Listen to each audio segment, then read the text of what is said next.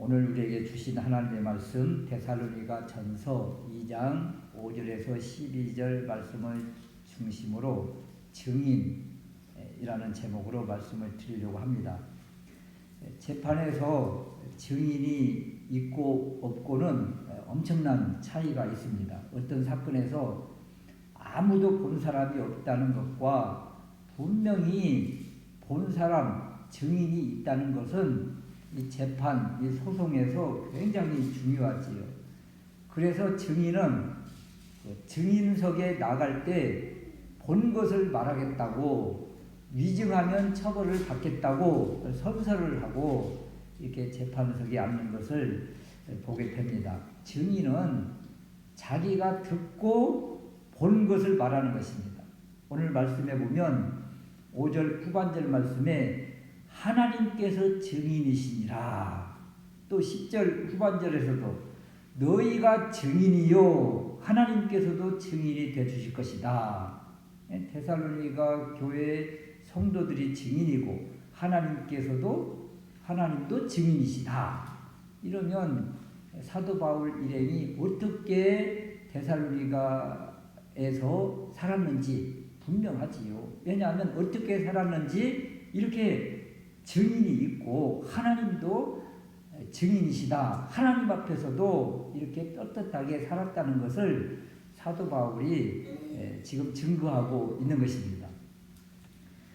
사도 바울 선교팀은 방랑 순례자들처럼 또 어떤 철학자들이나 어떤 도인들처럼 깨달은 것을 전하면서 대가를 바라지 않고 간사함이나 더러움이나 속임수로 하지 않았다. 이렇게 한 것에 대해서 사람 앞과 하나님 앞에 당당하다, 떳떳하다, 이런 것이죠.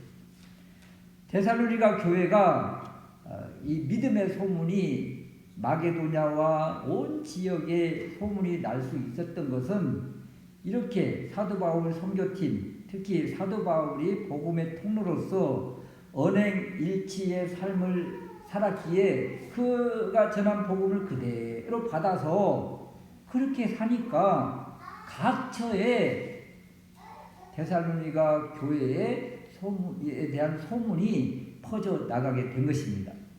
그래서 데살로니가 교회와 하나님이 인정하는 이 바울, 도대체 어떤 삶을 살았는가, 바울의 삶을 우리가 살펴보면서 우리 그리스도인들 이 땅에서 오늘날 어떻게 살아야 될 것인지 깨닫는 은혜가 있으시기를 주님의 이름으로 축원합니다. 첫 번째는요, 7절 말씀인데요. 7절 말씀에 유모가 자기 자녀를 돌봄과 같이 했다. 곧 어머니처럼 사랑으로 대했다는 것입니다. 유모가 자기 자녀를 돌봄과 같이, 우리 정서로는 유모를 어머니로 보는 것이 좀 타당한 것 같아요. 자식을 위해 큰 희생을 치르는 그런 어머니의 모습, 또 특별한 사랑과 노력을 아낌없이 쏟아내는 어머니의 모습, 이 어머니의 모습을 유모가 자기 자녀를 돌보는 것 같이 이렇게 표현이 된 것이죠. 어머니가 자녀를 위해서 아낌없이 다하는 것, 아까워하지 않고 모든 것을 쏟는 것, 이것을 어머니의 사랑이라고 합니다. 그래서 8절 말씀에 우리가 이같이 너희를 사모하여 하나님의 복음으로만 아니라 우리 목숨까지도 너희에게 주기를 기뻐했다. 사도 바울이 데살로니가 교회 성도들에게 준 것은, 그것은 하나님의 복음이지요. 하나님의 복음, 하나님의 말씀만 준 것이 아니라 목숨까지도 내어주기를 기뻐할 정도로 사도 바울 일행, 바울 선교팀이 이렇게 일심단결해서 데살로니가서에서 목숨을 내놓을 그런 모습처럼 복음을 증거했다. 이렇게 목숨을 아끼지 아니하고 어머니의 마음으로 다 하면서 복음을 전한 이유 도대체 어디에 있을까? 사도 바울이 계속 변호하는 것 중에 하나가 그 데살로니가에 있는 그 사람들이 있었어요. 방랑 순례자들 또는 이교도들, 철학자들, 우상숭배자들, 이들이 막 대가를 바라면서 그 영혼을 피폐하게 하는 이런 모습을 바라보니까 견딜 수가 없는 거예요. 저 영혼들을 끄집어내려면 어떻게 해야 될까? 저들과 똑같이 해서도 안 되고 내 생명을 다해서라도 저들을 끄집어내야 되겠다 하는 그런 어머니의 마음이 사도 바울 선교팀에게 있었던 것이죠. 그래서 생명을 내놓는 전도를 했다 이런 거예요. 어떻게 이런 마음이 가능할까? 유모 그 어머니의 마음이 그 바울 선교팀 특히 바울에게 임하게 된 것입니다.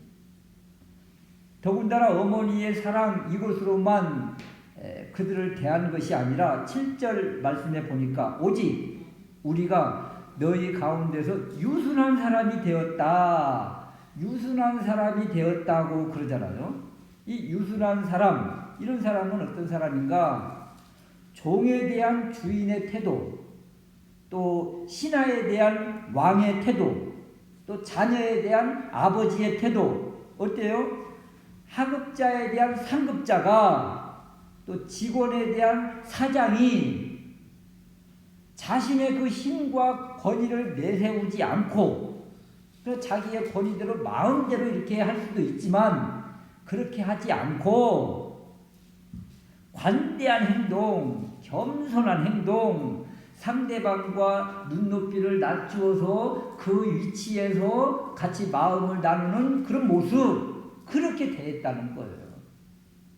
그러니까 사도 바울이 스승이잖아요. 쉽게 말하면 사도고 스승인데 그 위치에서 대하지 않고 더 똑같이 낮아진 마음으로 같이 대했다. 이것이 바로 유순한 태도, 유순한 자세 이런 것입니다.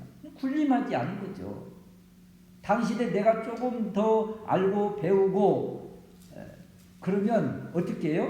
그냥 막 깔아뭉개는 거죠. 무시하는 거죠. 폄하하는 거죠. 막대하는 거죠. 권력자들이 밑에 하급자들을 대할 때 그렇게 대하는 사람들이 많이 있지 않습니까? 주인이 종에 대해서 막 함부로 하는 사람들이 있지 않습니까? 사도 바울은 그렇게 하지 않았다는 거예요. 유순한 마음, 어머니의 마음, 낮아진 마음으로 같이 섬기고 사랑했다. 그래 이런 마음을 가지고 대하니까 5절 말씀처럼 아첨이나 탐심으로 할 수 있겠습니까?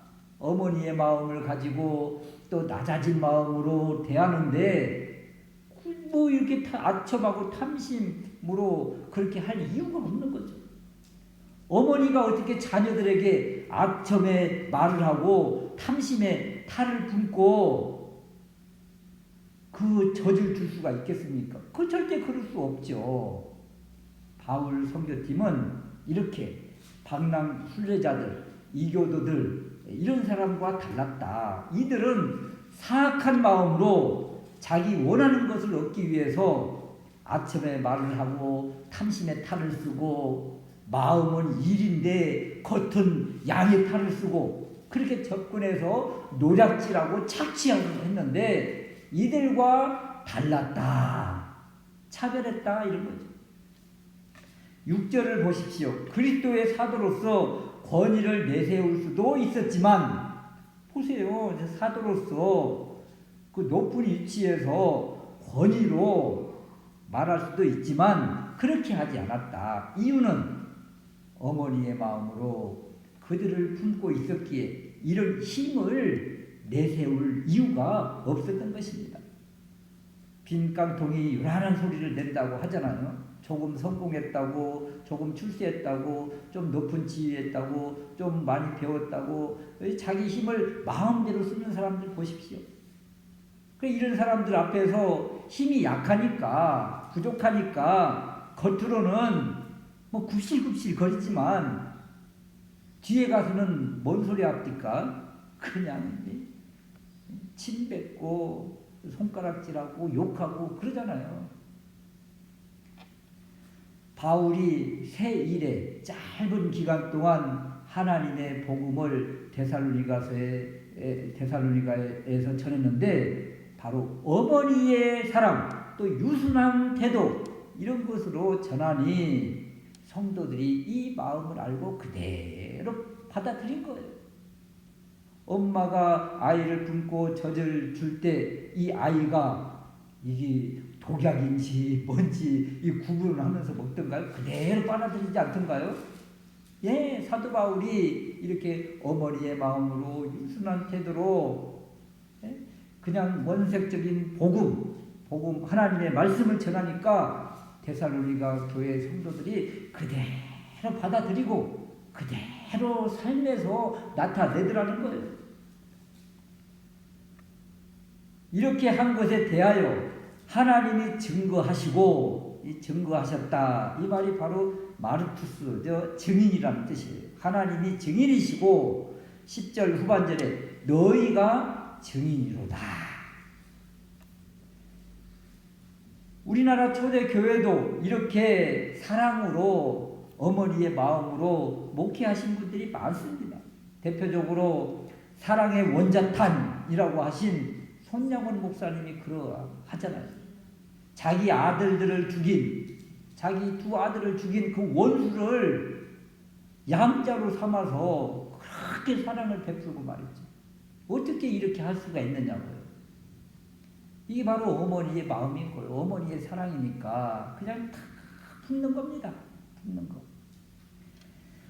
어떻게 이렇게 할 수 있었을까?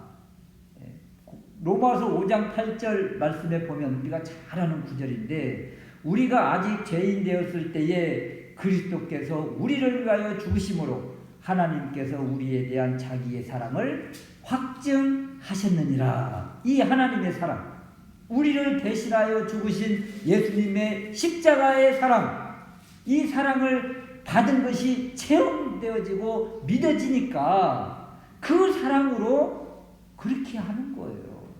바울 일행이 이렇게 사랑을 했고 우리나라 초대교회도 다 이런 사랑을 가지고 복음을 증거하니까 그렇게 다 돌아오더라는 거죠. 양반이 그 종을 섬기고 종은 또 양반을 섬기고 이렇게 해서 정말 십자가의 사랑이 넘친 나라가 바로 우리나라 초대교회였고 바로 데살로니가 교회가 이런 교회인 거죠. 그래서 십자가의 사랑, 하나님의 사랑을 깨달았다면, 느꼈다면 이제는 이 사랑으로 영혼들을 품고 대하는 것, 이것이 바로 어머니의 마음으로 대하는 것이라 이런 것입니다.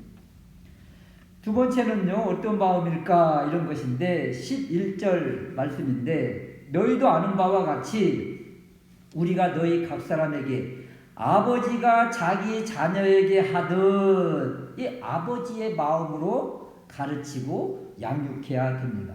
그러니까 어머니의 마음이 있는가 하면 또 한편으로는 아버지의 마음도 있어야 된다. 유모, 곧 어머니의 상에서 아버지의 상을 또 말하는 거잖아요.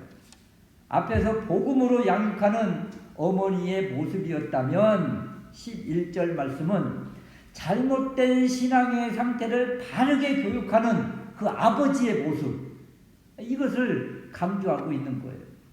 아버지가 자기 자녀에게 하듯 이렇게 양육하는 모습. 아버지는 어때요? 조금 엄격한 모습이잖아요. 좀 엄격하고 좀 무서운 이미지가 있잖아요. 좀 엄격하죠. 그래서 권면하고 위로하고 경계한다 이런 거예요. 가르치는 선생의 이미지, 이것이 바로 아버지 상입니다. 이 모습이 오늘날 각 가정에서도 교회에서도 이것이 회복돼야 된다는 거예요. 좋다 잘한다 하고 책망과 가르침이 없으면 결국 엘리 제사장의 아들처럼 될 우려가 있어요. 사무엘상 2장 24절 사무엘상 2장 12절 말씀에 보니까 엘리의 아들들 홈리와 비느하스인데 행실이 나빠 여호와를 알지 못하더라. 행실이 나빠 여호와를 알지 못하더라. 이 제사장 가문의 아들들인데 여호와를 모른다고 그러잖아요. 아들들에 대한 좋지 못한 소식들, 방탕한 소식들이 들려올 때 엘리 제사장 그 아버지가 이렇게 말합니다. 사무엘상 2장 24절에 내 아들아 그리하지 말라. 내게 들리는 소문이 좋지 않다. 그리고 끝이에요. 끝. 이렇게.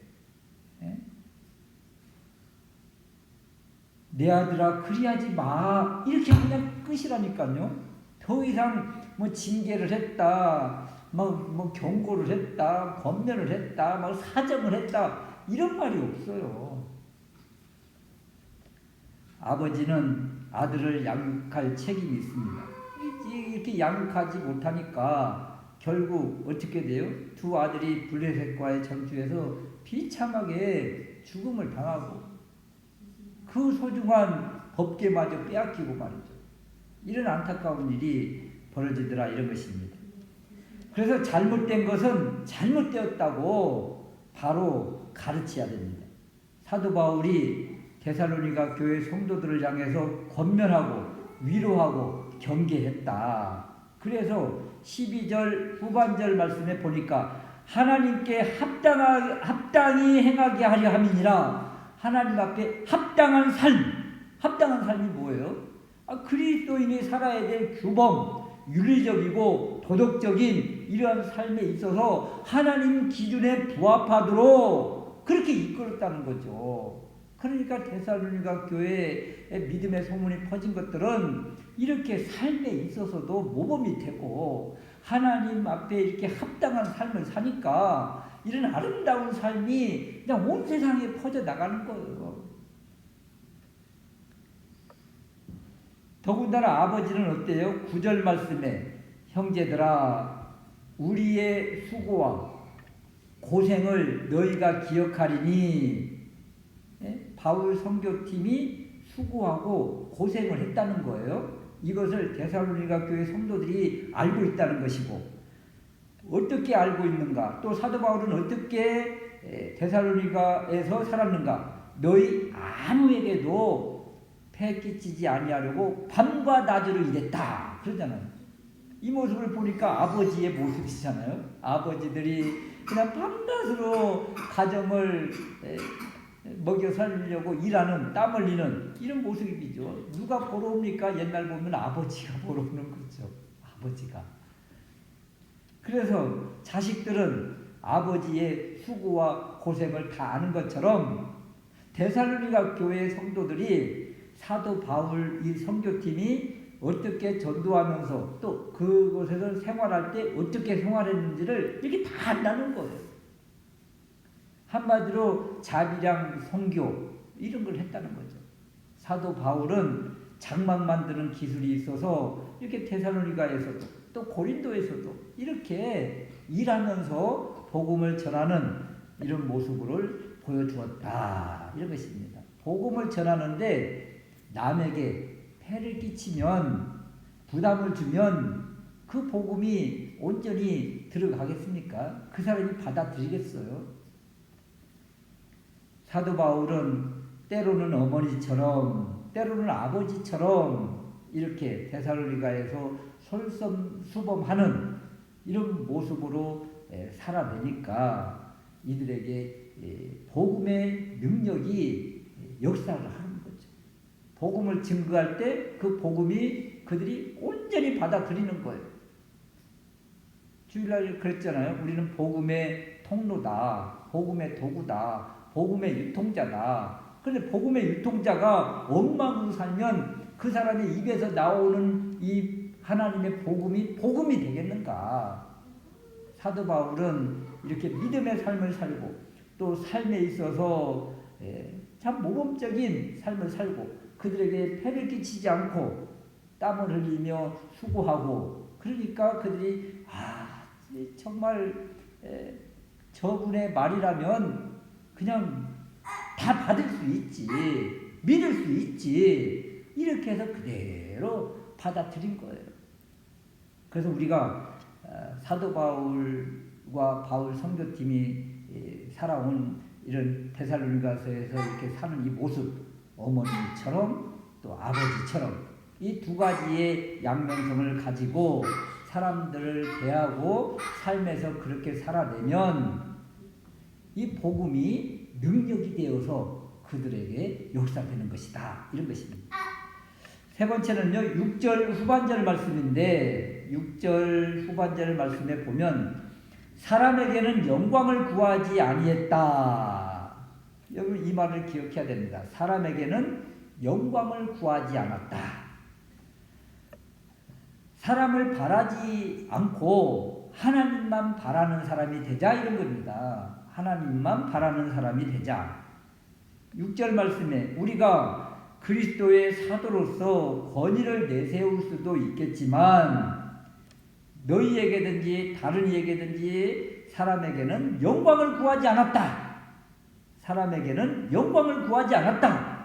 도대체 이 말이 무슨 말일까요? 쉽게 표현하면 사람들의 평가에 얽매이지 않았다. 이런 겁니다. 사람들의 환호, 사람들의 인기에 영합하지 않았다. 이런 마음으로 그들을 대하니까, 사람들을 대하니까 5절 말씀에 아첨의 말이나 탐심의 탈을 쓸 필요가 없었다는 거예요.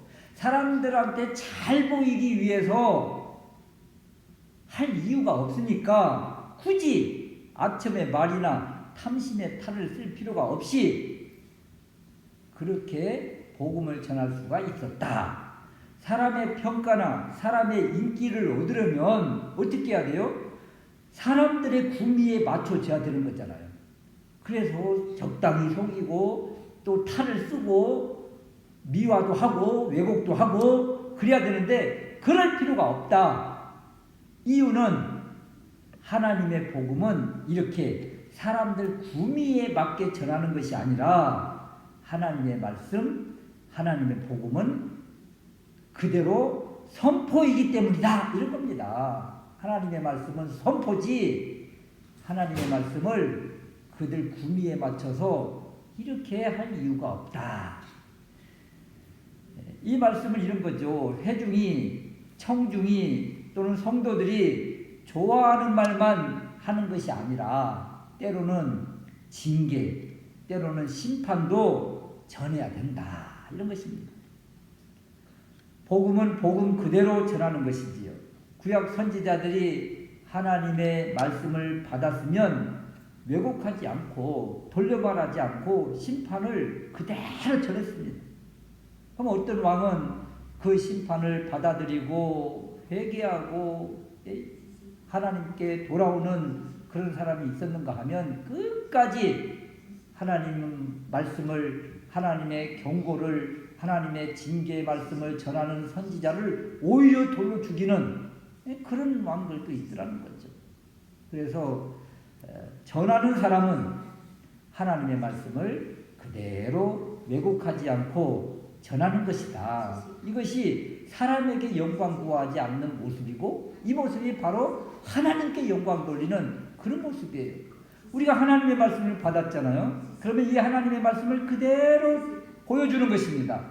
삶으로 보여주고 말로 전해주고 그랬을 때 받고 안 받고는 그 사람의 몫이고 그 사람이 받고 안 받고에 상관없이 우리가 하나님의 복음을 그대로 전하면 이 자체로 하나님은 영광을 받으시는 거예요. 와, 저 전도자가 또는 저 목회자가 또는 저 성도가 하나님의 말씀을 그대로 전하는구나. 이 모습을 보고 하나님이 영광을 받으세요. 우리 생각에는 우리가 전한 것을 듣고 그 사람이 막 회심하고 막 떼굴떼굴 뒹굴고 교회 나갈게요 이렇게 회심하고 그래야 하나님 영광이 드러나는 것을 알죠? 아닙니다. 우리는 그대로 하나님의 말씀을 전하면 그 상태로 하나님은 영광을 받으시고 그 사람이 돌아오고 안 돌아오고는 그 다음 문제예요.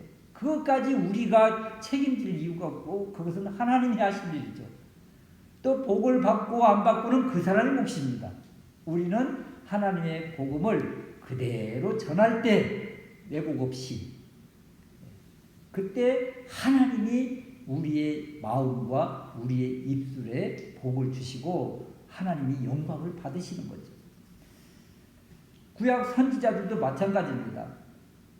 선지자가 그러면 전했으면 백성들이 다 돌아와야 선지자가 사명을 다한 것입니까? 아니에요. 그들이 받든지 안 받든지 그들이 돌아오든지 여호와께로 돌아오든지 그대로 우상 숭배를 하든지 그거에 상관없이 선지자는 하나님께서 주신 말씀을 그대로 전할 때 그것이 바로 사명 감당하는 것이고 그 자체로 하나님은 영광을 받으세요. 그래서 우리는 어떻게 해요? 하나님의 복음을 그대로 우리가 아는 것만큼 전하는 것입니다. 목회자들도 설교할 때 참 애로사항이 많기는 합니다.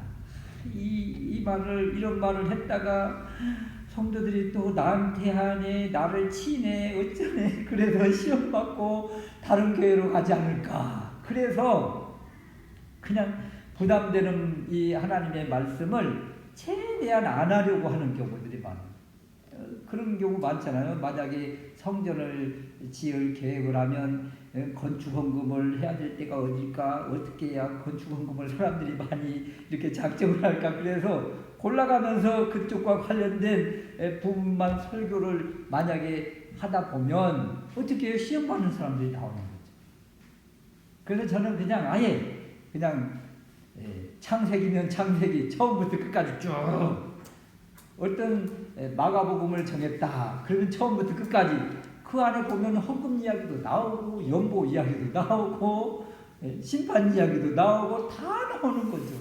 그러니까 아이고 굳이 어떤 목적을 가지고 설교했다 이렇게 시험 받을 사람은 없을 것 같아요. 데살로니가 전서를 한다 그러면 쭉 하는 거죠. 이 안에 보면 또 우리 신앙생활에 걸림이 되는 여러 가지 책망의 말씀들도 많이 있습니다. 그러면 누구 한 사람을 놓고 그 사람을 책망하기 위해서 정한 본문이 아니잖아요. 그러나 받은 사람은 이것이 나한테 주신 하나님의 말씀이구나 하고 믿음으로 받으면 그것이 하나님이 주신 큰 은혜라는 거예요. 사도 바울은 하나님의 복음 말씀을 그대로 선포했다. 바울이 이렇게 전하니 사람들의 마음에 찔림이 오고 그리고 우상 숭배자 또 세상을 따랐던 이런 모든 것들을 다 청산하고 오직 복음에 올인하면서 들어오더라는 거예요. 데살로니가 교회가 이렇게 해서 생긴 교회입니다. 사도 바울이 순전한 복음, 온전한 복음을 왜곡하지 않고 하나님의 말씀을 그대로 예수 그리스도가 메시아 그리스도입니다. 이것을 전했더니 아멘 하고 들어온 거예요. 그래서 데살로니가 교회가 세워지고 그들이 사도 바울처럼 어머니의 마음으로 아버지의 마음으로 이렇게 다른 사람을 섬기면서 복음을 전하니까 온 세상에 그들의 그 신앙생활에 대한 삶의 소문이 나게 되더라 이런 것이죠. 초대교회가 이런 모습으로 온전한 복음, 순전한 복음 왜곡하지 않고 그대로 복음만 전했습니다. 사도행전 2장에도 보면 베드로가 설교하기를 어떻게 설교했는가 보면 말이에요. 이스라엘 온 집은 확실히 알지니 너희가 십자가에 못 박은 이 예수를 하나님이 주와 그리스도가 되게 하셨다. 여러분이 예수를 죽였는데 하나님은 그 예수를 살리시고 주님이 되게 하셨다. 메시아 그리스도가 되게 하셨다. 예수가 메시아입니다. 이렇게 전했더니 이 설교를 들은 그 유대인들이 이스라엘 백성들이 마음의 찔림을 받고 어떻게 알고 어떻게 해야 됩니까? 어떻게 해야 삽니까? 이렇게 통회하며 자복하더라는 것이죠. 이때 베드로가 그럽니다. 다른 말 하지 않습니다. 너희가 회개하여 각각 예수 그리스도의 이름으로 세례를 받고 죄사함을 받으라. 그러면 성령을 선물로 받으리라. 그랬더니 막 회개의 물결이 막 일어난 겁니다. 초대교회가. 예루살렘 교회가 이렇게 세워진 거예요. 원색적인 복음 그냥 있는 그대로 전한 것입니다. 너희가 예수를 죽였다. 그 예수를 하나님이 살리셨다. 그 예수가 메시아 그리스도다. 다른 것 설교하지 않았습니다. 그랬더니 이 말씀을 받은 그들이 회개하니까 막 성령의 바람이 불닥친 거예요. 오늘날도 우리가 뭐 복음을 전하는데 여러 말들이 많긴 하지만 이것을 잊으면 안 되는 거예요. 우리는 죄인입니다. 우리를 위해서 예수 그리스도께서 죽으셨습니다. 이것을 마음으로 믿고 고백하면 하나님의 자녀가 됩니다. 가장 기본적인 이 복음을 그대로 우리가 전하면 그 다음 역사는 하나님이 하시는 것이고, 이 역사가 능력 있게 복음으로 전거가 되려면 우리가 아버지의 마음을 품어야 되고 어머니의 사랑을 품어야 되는 거죠. 그렇게 해서 살아내면서 이렇게 복음을 전하게 되면 성령님이 막 역사를 하실 것입니다. 그래서 우리가 어떻게 살아야 될 것인가, 이 크리스찬의 삶의 원리를 사도 바울이 지금 보여주고 있는 거예요. 나 이렇게 살았다. 이렇게. 그래서 이런 모습으로 살아낼 때 우리가 전하는 이 말에서 나오는 이 하나님의 말씀이 복음이 되어서 능력 있게 사람의 마음을 움직일 것입니다. 이러한 믿음의 삶을 사는 우리 모두가 될 수 있으시기를 주님의 이름으로 축원합니다. 아멘.